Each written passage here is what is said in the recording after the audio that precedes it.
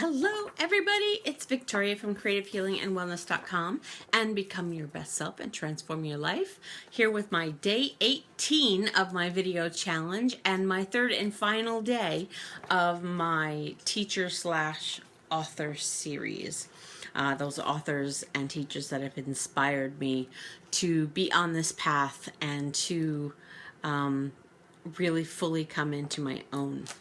So today, well, actually yesterday, I mentioned about the Untethered Soul, the book. Now I mentioned about the roommate in your head. And here is the book. I love this book. Okay, it's from Michael A. Singer, The Untethered Soul, The Journey Beyond Yourself. And when I first got this book, it was recommended to me by my therapist. And I'm like, you know what? Let me try it. So I picked it up. And I started reading it, and I loved it. It has a little bit of a cheekiness to it. A little bit of a wittiness to it, but yet it's so profound and powerful in so many ways, and very simple as well. I love simplicity. Simplicity is like, I love it. I love it. I love it. I love it. Okay, so I'm going to start reading in chapter 2, and the chapter is called Your Inner Roommate. So I'm going to start kind of in the middle of page 17. All right, so if you would like to meet your roommate, just try to sit inside yourself for a while in complete solitude and silence. You have the right. It's your inner domain. But instead of finding silence, you're going to listen to incessant chatter. Why am I doing this? I have more important things to do. This is a waste of my time. There's nobody in here but me. What's this all about? Right on cue, there's your roommate. You may have a clear intention to be quiet inside, but your roommate won't cooperate. And it's not just when you try to be quiet. It has something to say about everything you look at it. I like it. I don't like it. This is good. That's bad. It just talks and talks. You don't generally notice because you don't step back from it. You're so close that you don't realize that you're actually hypnotized into listening to it. Basically, you're not alone in there. There are two distinct aspects of your inner being. The first is you, the awareness, the witness, the center of your willful intentions, and the other is the one you watch. The problem is the part that you watch never shuts up. If you could get rid of this part, even for a moment, the peace and serenity would be the nicest vacation you've ever had. Imagine what it would be like if you didn't have to bring this thing with you everywhere you go. Real spiritual growth is about getting out of this predicament. But first, you have to realize that you've been locked in there with a maniac.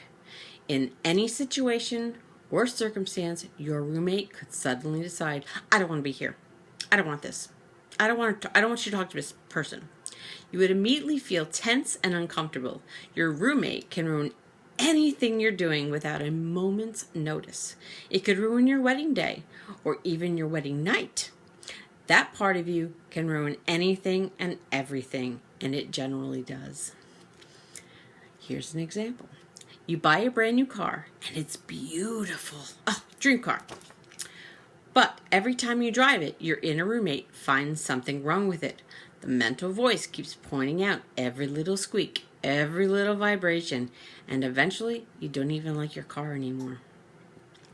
Once you see what this can do to your life, you are ready for spiritual growth. You're ready for real transformation when you finally say, look at this thing. It's ruining my life. I'm trying to live a peaceful, meaningful existence, but I feel like I'm sitting on top of a volcano. At any moment, this thing could decide to freak, close down, and fight with what's happening. One day, it likes someone, and the next day, it decides to pick on everything they do. My life is a mess just because this thing that lives in here with me has to make a melodrama of everything. Once you've seen this and you learn to no longer identify with your roommate, then you're ready to free yourself.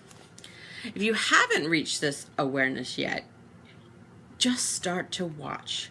Spend a day watching every single thing your roommate does. Start in the morning and see if you can notice what it's saying in every situation. Every time you meet somebody, every time the phone rings, just try to watch. A good time to watch it talk is while you're taking a shower. Just watch what the voice has to say. You will see that it never lets you just take a peaceful shower. Your shower is for washing the body, not for watching the mind talk nonstop. See if you can stay conscious enough throughout the entire experience to be aware of what's going on. You'll be shocked by what you see. It just jumps from one subject to the next. The incessant chatter seems so neurotic that you won't believe that it's always that way, but it is. You have to watch this if you want to be free of it. You don't have to do anything about it, but you have to get wise to the predicament you're in. You have to realize that somehow you've ended up with a mess for an inner roommate. If you want it to be peaceful in there, you're going to have to fix the situation. The way to catch on to what your inner roommate is really like is to personify it externally. Make believe that your roommate, the psyche, has a body all its own.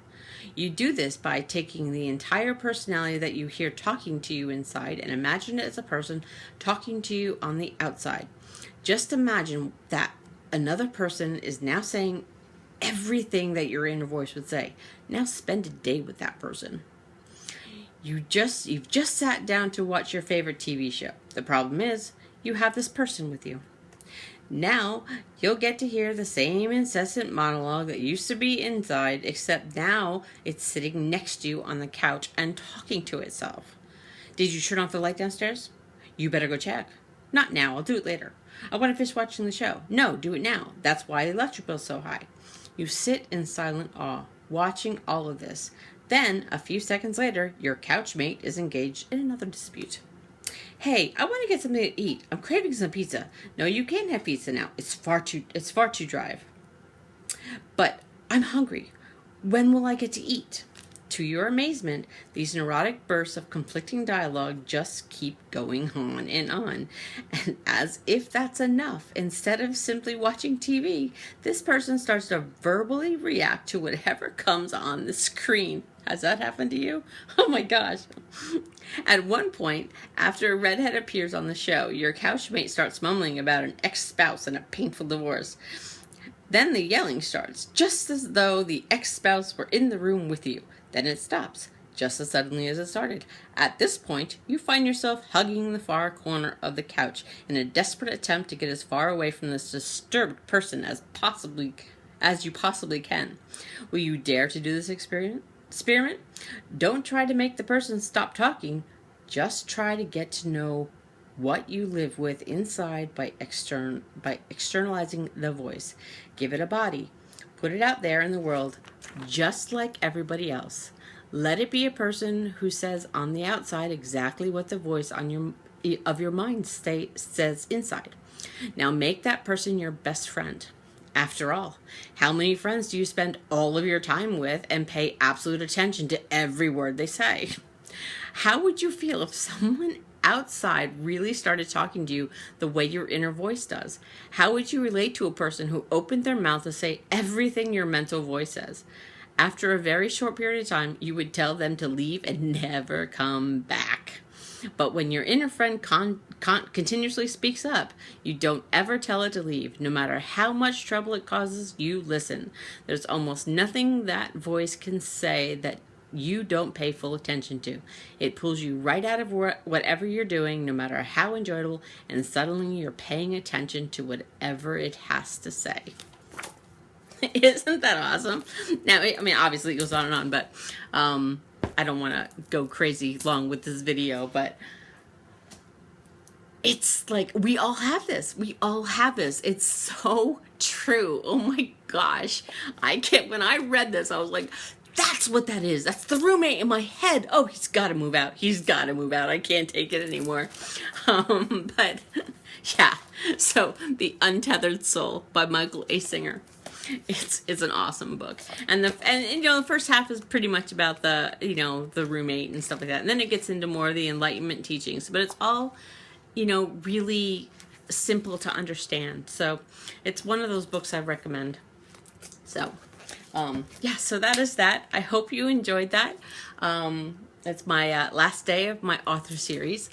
And I recommend all these books, The Untethered Soul, and Practicing the Power of Now. It's a little bit different than the actual book, The Power of Now. The practicing part has things that you can do. So that's the first book we did. And then the one in the middle, there was 2 books, but I read an article based on those 2 books.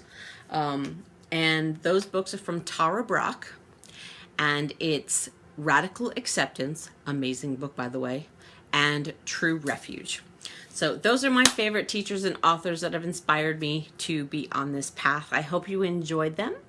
And again, if you want to join my spirituality group, I'd love to have you. We have a great group.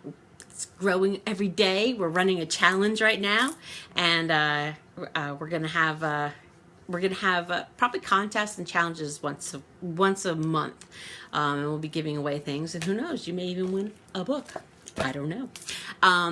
But yeah, join the group. We'd love to have you. I'll put a link. And if you want to work with me one-on-one, I just launched the 90-day coaching program. Just private message me, and you can send me your email, and we can book a free inspiration session and see if we're a good fit. And I'd look forward to chatting with you. So have a wonderful night. As always, be kind to yourself, be kind to others, and walk in love and light. And I will see you tomorrow for day 19. Bye-bye.